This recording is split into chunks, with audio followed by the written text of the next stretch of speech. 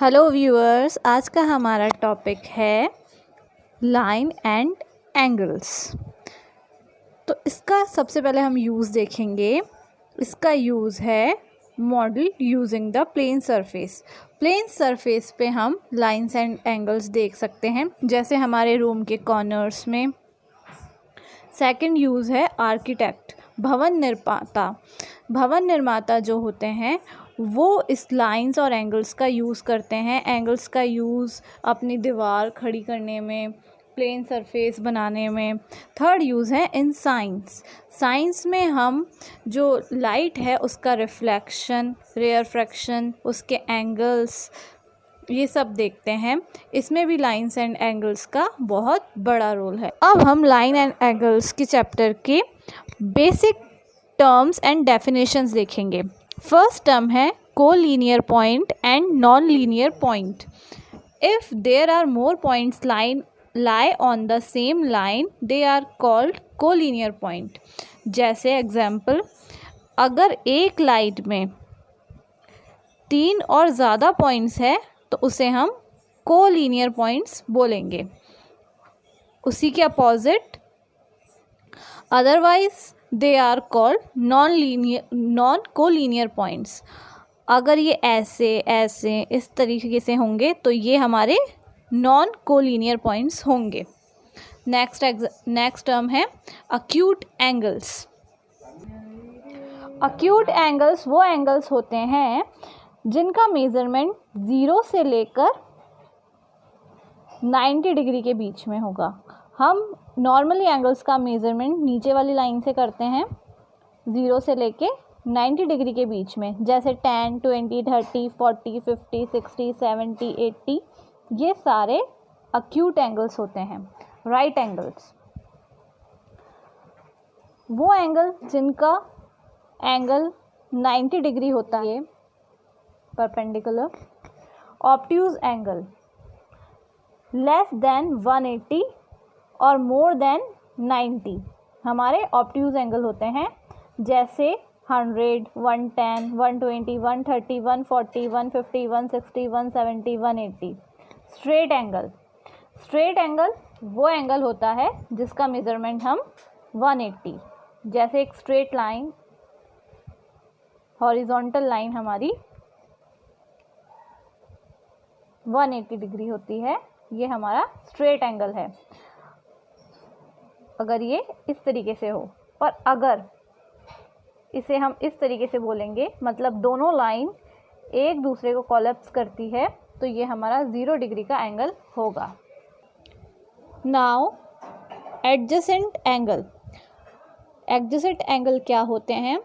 2 angles are adjacent if they have a common vertex. Point B is their vertex and BD is a common line and AB and BC is non-common line.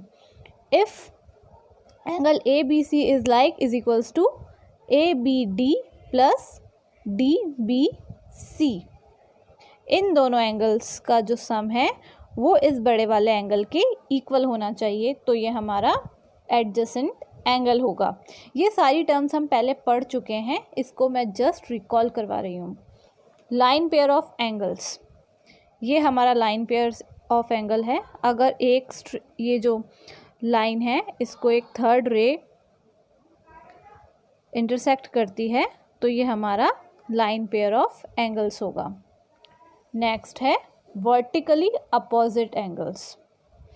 2 raise अगर एक दूसरे को intersect करती है तो इनके opposite जो angles होते हैं इन्हें हम वर्टिकली अपोजिट एंगल्स कहते हैं और ये इक्वल होते हैं।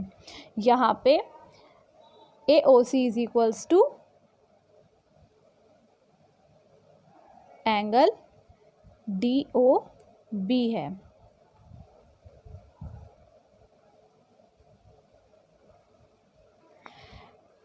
एडजेसेंट एंगल और लीनियर पेयर ऑफ एंगल्स में रिलेशन होता है, जैसे when the sum of 2 adjacent angles is equal to 180 then they are called a linear pair of angles.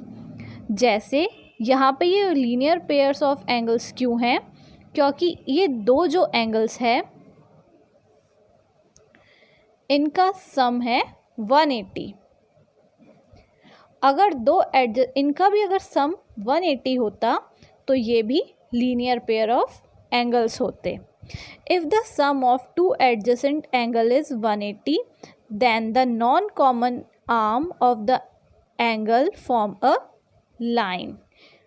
अगर इन दोनों एंगल्स का जो सम है वो 180 है, जैसे angle ABD plus angle DBC is equals to 180, तो ये जो नॉन कॉमन आर्म है ये एक लाइन फॉर्म करेगी। ये जो हमारे जो अभी मैंने स्टेटमेंट्स बोले हैं ये हमारे एक्सियम्स हैं। एक्सियम 1 है हमारा, if a ray stands on a line then the sum of two adjacent angle so formed is 180। अगर कोई रे किसी लाइन को इंटरसेक्ट करती है तो इसके जो बनाए गए एंगल्स होंगे वो 180 होंगे। ये हमारे एक्सियम्स नंबर 1 है। तो ये जो हमारे तीनों एक्सियम्स थे ये एडजेसेंट एंगल्स और लीनियर पेयर ऑफ एंगल्स को डिफाइन करते हैं, इनका रिलेशन बताते हैं। अब हम इस चैप्टर की थ्योरम करते हैं। ये बहुत ही इम्पॉर्टेंट है और एग्ज़ाम में आती है। If two lines intersect each other, अगर दो लाइन्स एक दूसरे को इंटरसेक्ट करती है then the vertical opposite angles are equal. ये जब हम वर्टिकली अपोजिट एंगल बता रहे थे क्या होते हैं तब मैंने बताया था कि वर्टिकली अपोजिट एंगल्स इक्वल होते हैं अगर दो लाइन एक दूसरे को इंटरसेक्ट करती है तो इसे हमें प्रूव करना है। तो ये हमने हमारा डायग्राम बना लिया है। दो रे है गिवन, हमें क्या है AB और CD दो रे है जो एक दूसरे को पॉइंट O पे इंटरसेक्ट करती है,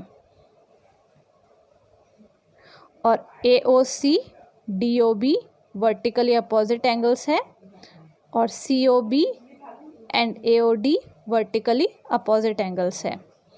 अब हमें प्रूफ क्या करना है कि AOC और एंगल DOB बराबर है और एंगल AOD और एंगल COB बराबर है। ये दोनों एंगल्स इक्वल है, ये हमें प्रूफ करना है। हमें हमेशा थ्योरम इस तरीके से लिखनी चाहिए। पहले हमें ये लिखना चाहिए कि गिवन क्या है, फिर हम ये लिखेंगे कि हमें प्रूफ क्या करना है, और फिर हम हमारे प्रूफ स्टार्ट करेंगे। ये रे है जो गिवन है AOB।